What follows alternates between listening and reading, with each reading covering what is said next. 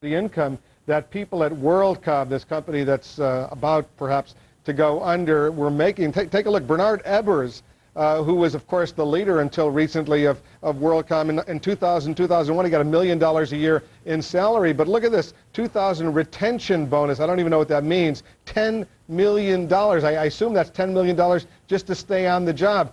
To a lot of Americans who are out there, that sounds obscene. But give us your sense. Well, I think there has been this corporate excess that's been driven by the options mentality, the compensation mentality, as opposed to performing for the clients that the companies were intended to perform for. The value of the stock became the major objective, not delivering services to clients. I want to say that what Vince talked about, though, is really the platform for real debate. People trusted the numbers. And unfortunately, we've got a system that doesn't provide enough checks and balances on how those numbers are presented. The accounting industry is responsible for giving audited, certified numbers. And there are too many conflicts in auditors' relationship with companies, and there's not enough oversight to make sure that the auditors are doing their job properly. And that's one of the reasons that I think we need real systemic reform so that the checks and balances are in place. And that's what the debate in Washington is going to be about. How strong do we make those measures to make sure that auditors are independent, that the numbers are true, so that investors can make good, solid decisions as we go forward? Mr. Breeden, where was the SEC throughout all the, as these companies were coming up with these phony numbers, what was the responsibility of the SEC, the Security and Exchange Commission? Well, the SEC monitors ongoing disclosures of these companies and also stock offerings, but where was the SEC? It's been underfunded for about 60 years, and you have a relatively small group of people at the SEC trying to oversee 17,000 public companies, and no investor should believe that the SEC can catch every bit of wrongful activity when it's happening. The SEC can come along and provide accountability and punishment later, but it's not a real-time detection agency validating every balance sheet and P&L out there.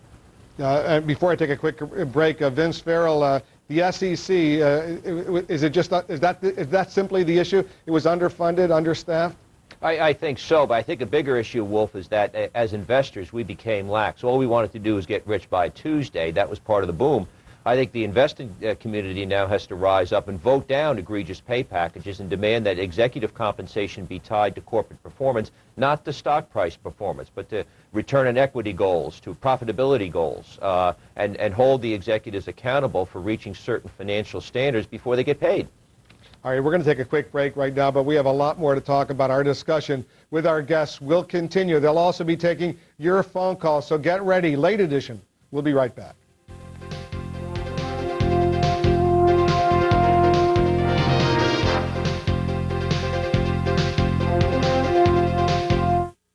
Elizabeth Smart kidnapping, assessing the clues in this shocking case. Nancy Grace, Mark Aragos, Dr. Henry Lee. Monday, 9 p.m. Eastern on Larry King Live. Where in the world is Fred's RV? We've moved to our huge new 8-acre facility in Sandy. Come see America's #1 selling B van by Pleasureway now during Fred's summer sales event. Fred's RV World, always the lowest prices just east of Sandy on Highway 26. Is your kid trying to tell you something? He could have a problem learning. Don't wait. The sooner you get help, the better the chance your kid has. AT&T Broadband is your connection to exciting offers, helpful information, and great programming. Just look what we're bringing you this month. Watch for the Powerpuff Girls as they take on evil domination and save the world before bedtime. Every weeknight on Cartoon Network. Stay tuned for more of what you're looking for from AT&T Broadband. Your connection to information, offers, programming, and more. Say you want to buy a luxury sedan. There's no better way to make sure you're buying the right luxury sedan than to look at a lot of luxury sedans. At VHIX.com, you can do just that. VHIX.com lets you compare up to 3 cars side by side. Standard features, additional options, warranties, safety ratings, technical specs, and prices. The all-new, easy-to-use VHIX.com. Roadmap to the automotive world. Remember the Queen of Hearts? Well, she recently fell in love thanks to the MatchLink Singles Network. Yes, she found her perfect match without having to browse through hundreds of ads. Now they do everything together. Sledding in the park, cuddling by a warm, cozy fire. They even went on a romantic vacation together. Yes, another happy ending. And your love life can have one too. The MatchLink Singles Network. It's safe, confidential, and enrollment is free. CNN. This is CNN. If you have diabetes, you've probably handled thousands of test strips.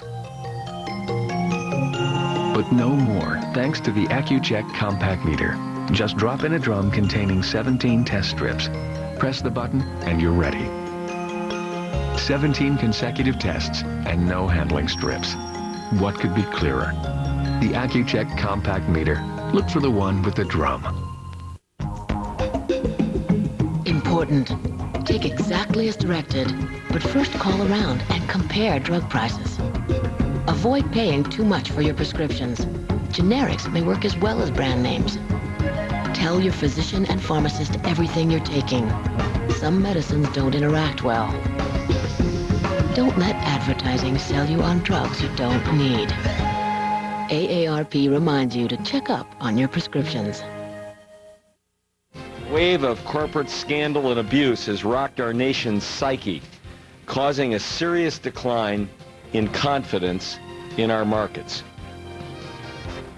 The U.S. House of Representatives Democratic leader Richard Gephardt offering his assessment of the toll of recent corporate scandals. Welcome back to Late Edition. We're continuing our conversation with New Jersey Democratic Senator and former Goldman Sachs CEO John Corzine, former SEC Chairman Richard Breeden, and financial analyst Vince Farrell. Senator Corzine, you're now in the world of politics. The Center for Responsive Politics did some arithmetic. They came up with these numbers. Since 1997, WorldCom donations, WorldCom, the company at the center of a lot of the scandal this past week, Republicans received $2.5 million in political contributions. Democrats received more than $1.5 million in contributions. You won't be surprised to know that the American public, by and large, is pretty cynical when it sees these numbers and wonders what happened, and assuming that political contributions to Washington helped WorldCom get to where it was. You know, the electoral reform, campaign finance reform, the McCain-Feingold initiative, I think got its momentum coming out of the Enron